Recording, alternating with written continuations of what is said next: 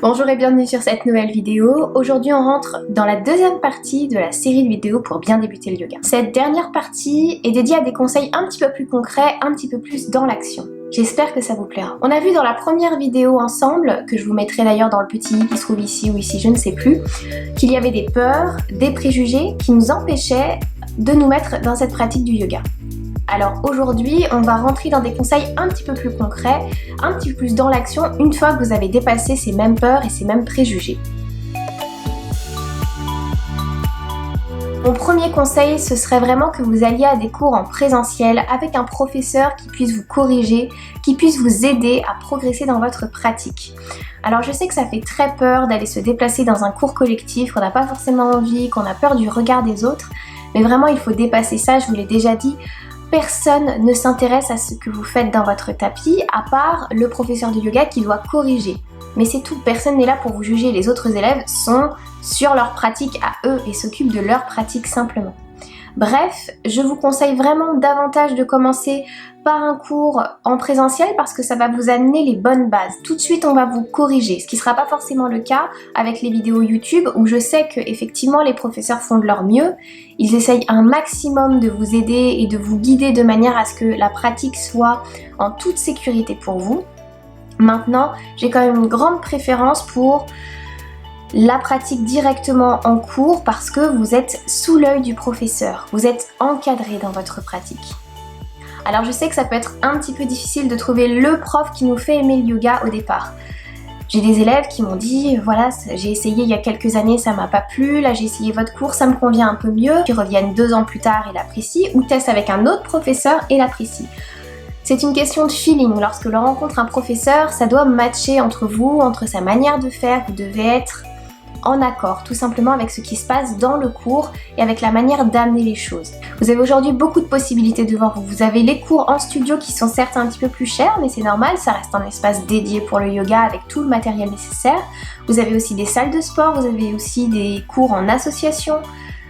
Vous avez des initiations gratuites souvent un petit peu partout l'été, donc cet été pourquoi pas essayer. Vous pouvez aussi demander à votre entreprise de mettre en place des cours de yoga via le CE, etc. ou vous-même démarcher un professeur de yoga pour qu'il vienne vous donner cours en entreprise. Ce sont des choses qui se font très régulièrement et les profs de yoga aiment beaucoup se déplacer sur les lieux de travail. Quoi qu'il en soit, si c'est votre premier cours, précisez au professeur que vous commencez, il aura un regard un peu différent sur vous, il vous aidera à aller un petit peu plus loin, il fera beaucoup plus attention à votre placement. Et puis une fois que vous êtes à l'aise, effectivement vous pouvez faire des cours encore une fois en présentiel une fois par semaine et puis continuer une autre fois dans la semaine ou quand vous n'avez pas le temps de vous déplacer à faire des cours sur YouTube. Vous serez beaucoup plus en sécurité selon moi. Maintenant j'entends bien que la question de se déplacer en cours collectif fait peur à certaines personnes et qu'il est plus agréable pour vous de commencer en pyjama, chez vous, tranquillou. Je le comprends tout à fait, je le conçois, il n'y a aucun problème. Maintenant ma préférence va quand même sur les cours en présentiel.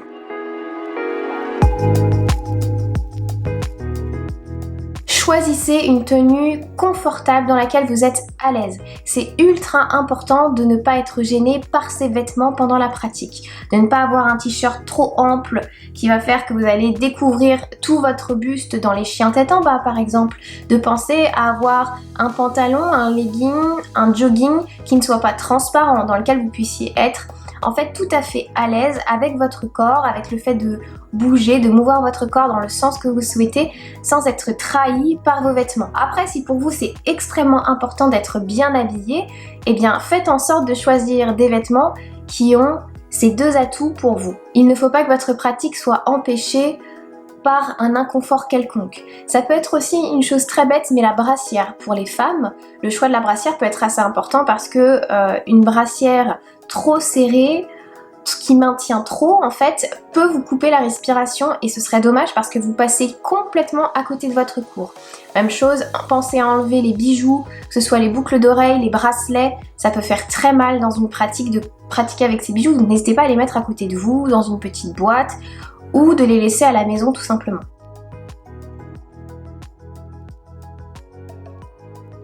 N'hésitez pas à poser toutes les questions qui vous passent par la tête à votre professeur. Pendant le cours ou en fin de cours, si vous avez une question sur une posture, sur un alignement, sur un mantra, sur quoi que ce soit, n'hésitez pas à poser des questions. C'est très important pour que vous puissiez évoluer dans votre pratique, que vous ne restiez pas dans votre coin à attendre que ça se passe. Il m'est déjà arrivé de croire en tant que professeur que j'avais suffisamment répété une notion et à la fin du cours, une élève est venue me demander ce qu'il en était. Et en fait, c'était pas le cas, j'avais mal fait mon travail en tant que professeur, je n'avais pas suffisamment répété.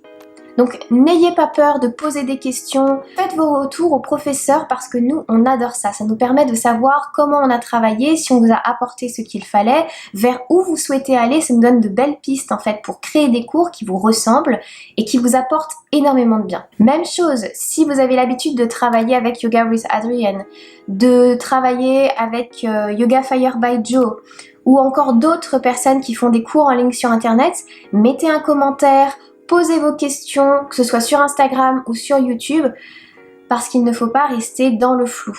Et souvent, vous aurez une réponse beaucoup plus précise via un professeur que si vous allez checker des sites en ligne où la plupart du temps c'est quand même pas terrible, les réponses c'est très général. Alors bien sûr, les professeurs ne savent pas tout, mais la plupart du temps ils pourront quand même répondre à vos questions et à vos interrogations. Et s'il ne sait pas, eh bien il bottera simplement en touche et vous pourrez vous diriger vers quelqu'un d'autre pour avoir votre réponse. Soyez de toute façon curieux et allez chercher les informations. Non pas sur des sites extérieurs, mais je dirais sur des magazines spécialisés, des podcasts, des chaînes YouTube spécialisées. Aujourd'hui, des chaînes YouTube, il y en a pas mal depuis quelques années. Des podcasts fleurissent depuis plusieurs mois maintenant. Vous avez des invités, etc. Alors certes, c'est encore pareil. Parfois, il y a des grosses bêtises qui sont dites. Mais bon, ce sont des choses qui arrivent. Tout le monde est humain, on peut dire des grosses erreurs. Maintenant, moi, ce que je vous propose, c'est vraiment d'aller tester, d'aller écouter tous les podcasts qui existent, d'aller vous renseigner, d'être curieux sur la pratique. Ça vous donnera envie d'ouvrir vos horizons sur le yoga et ça vous aidera aussi, je trouve, en tout cas pour ma part, je trouve que Parole de Yogi, Asana Records et puis d'autres podcasts comme Salutations peuvent vous aider à ouvrir vos perspectives en écoutant le parcours de l'autre, en écoutant son histoire, en écoutant ce qu'il a compris. Cette fois-ci, parlons matériel et surtout parlons tapis. Je sais que pour ceux qui pratiqueront à la maison, ce sera un besoin très rapide d'investir dans un tapis directement. Quand vous pratiquerez en studio, comme vous aurez le matériel fourni, ce sera vraiment pas quelque chose qui vous donnera envie rapidement. Mais pourquoi pas, si vous souhaitez vous mettre à la pratique à la maison, dans ce cas-là, il faudra vraiment investir dans un bon tapis. Alors, ce qu'il faut absolument éviter, j'en ai un exemple à la maison, je vais chercher ça tout de suite. Voilà ce qu'il faut éviter absolument. On évite les tapis trop épais, qui sont des genres de tapis de gym ou de rando ou de je sais pas quoi ça sert, je vous avoue. Bref, ces gros tapis très épais qui sont peut-être un petit peu trop à bouger, qui vont pas tenir sur le sol et encore moins sur le carrelage. Et qui vont vous empêcher en fait tout simplement de ressentir les points de contact avec le sol, de pas avoir de bons appuis au sol en fait tout simplement.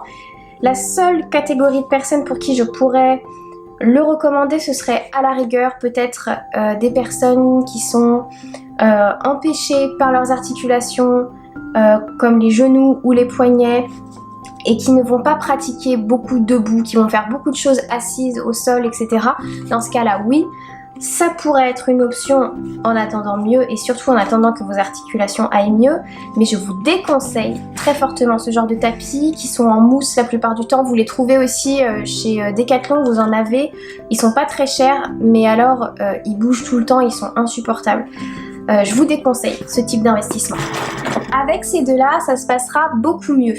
Vous aurez déjà de meilleurs appuis au sol, ils sont moins lourds, moins larges, moins chiants tout simplement à porter.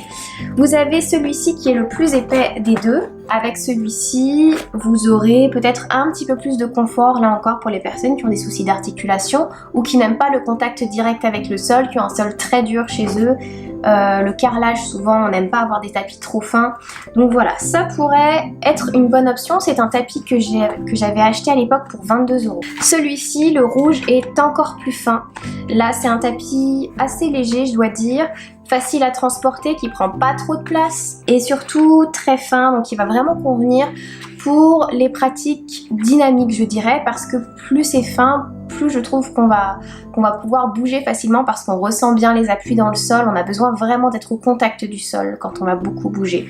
Donc ça pourrait être un tapis que vous allez apprécier. Moi j'avoue que je l'ai eu dans un lot de tapis, j'avais 10 tapis pour une centaine d'euros, donc je crois 110 euros, un truc comme ça, donc voilà, ça revient à un tapis pas très cher.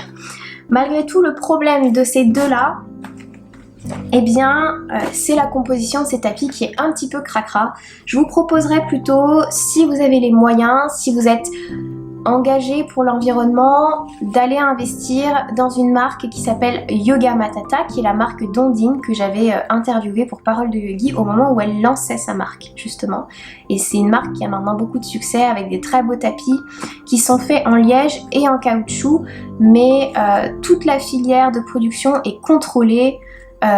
Ondine met vraiment un point d'honneur à ce que tout soit nickel, ça fait vraiment partie de ses combats, tout ce qui est greenwashing ça la met hors d'elle, donc vraiment vous pouvez faire confiance à ces tapis. Si moi j'avais aujourd'hui la possibilité d'investir et surtout si ça m'était utile, parce qu'aujourd'hui j'ai avec ces tapis là plus celui-là et puis peut-être encore d'autres, je dois avoir 12-13 tapis, j'ai pas besoin d'aller investir parce que des tapis j'en ai trop déjà, donc il me faudrait au contraire donner ces tapis là. Bref, si vous avez la possibilité, allez voir le site de Ondine, et si vous voulez vous renseigner sur elle et sur la manière dont elle a choisi ses produits, créé ses produits, etc.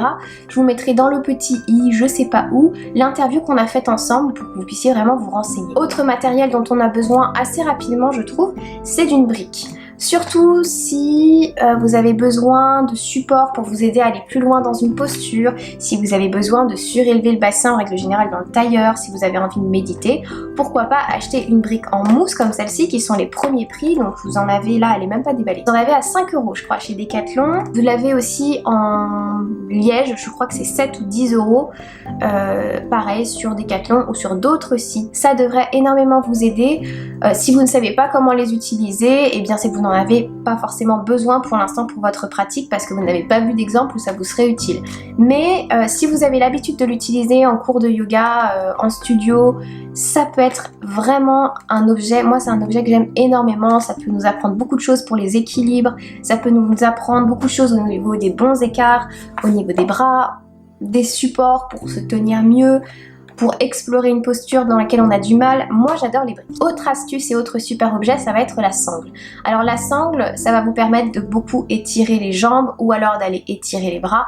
Bref, vous pourrez le voir régulièrement en cours de yoga aussi, cet outil qui est vraiment très chouette. Une sangle, ça doit coûter entre 8 et 12 euros. Si vous êtes vraiment fauché en ce moment, préférez prendre une ceinture, ou alors vous savez les ceintures de peignoir qui sont souvent très longues, et dans ce cas-là vous aurez je pense la bonne longueur, la longueur idéale par rapport à vos jambes et à vos bras. Dernier accessoire que l'on voit souvent sur les réseaux sociaux ou dans les cours de yoga, ça va être le bolster. Alors le bolster, je pense que ce n'est pas utile quand on débute le yoga de se l'acheter parce que vous avez un truc très pratique que tout le monde a à la maison, c'est un coussin, que ce soit un oreiller, le coussin du canapé, bref vous en avez tous.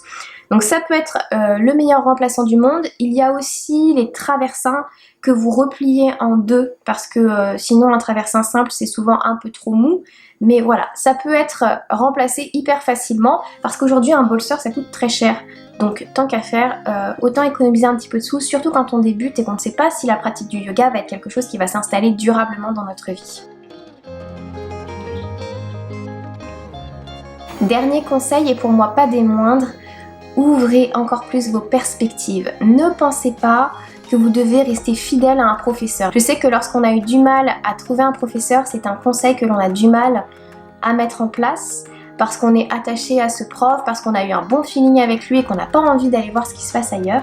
Et je trouve que c'est très intéressant d'ouvrir sa pratique et d'aller essayer plein de styles de yoga différents pour voir ce qui nous convient vraiment et puis pour de temps en temps avoir une option, un peu de piment, quelque chose qui nous change, qui nous permet de sortir de notre zone de confort, pourquoi pas. Ça c'est très intéressant. Et puis de même, si vous souhaitez vraiment travailler que dans un seul style de yoga, eh bien pourquoi pas aller voir un autre professeur, voir comment il apporte les choses. Il peut vous arriver d'être bloqué avec un professeur sur une posture en particulier, il a beau vous expliquer, il a beau vous apporter quelque chose, ça ne rentre pas. Et puis vous savez pas pourquoi, vous allez tester un autre cours et là il y a une autre formulation, il y a une autre manière d'amener les choses et ça se passe dans votre tête et vous reconnectez tous les points ensemble et la posture elle est faite. Et elle est magique et vous la ressentez pleinement. C'est ce genre de choses qui doivent avoir lieu dans le yoga. C'est pour ça que je vous disais tout à l'heure d'aller vous renseigner sur les podcasts, sur les vidéos YouTube, etc. Parce que les points de vue mélangés quand ils s'imbriquent, ça peut vous permettre de reconnecter beaucoup de choses. Même si la personne est très différente de vous, ça peut vous apporter quelque chose que vous n'aviez même pas idée. C'est un conseil qui est très simple, mais vous pouvez aussi le faire sur YouTube. Ne restez pas collé, en tout cas avec un seul professeur, et au contraire visez large, visez le plus d'enseignements possible, ou en tout cas peut-être 2 enseignants différents par exemple. Ça peut être extrêmement bénéfique, c'est le cas notamment de certains de mes élèves qui vont pratiquer 2 fois par semaine, une fois avec un prof qui leur apporte quelque chose, et une autre fois avec moi qui leur apporte autre chose, et ils sont très bien comme ça.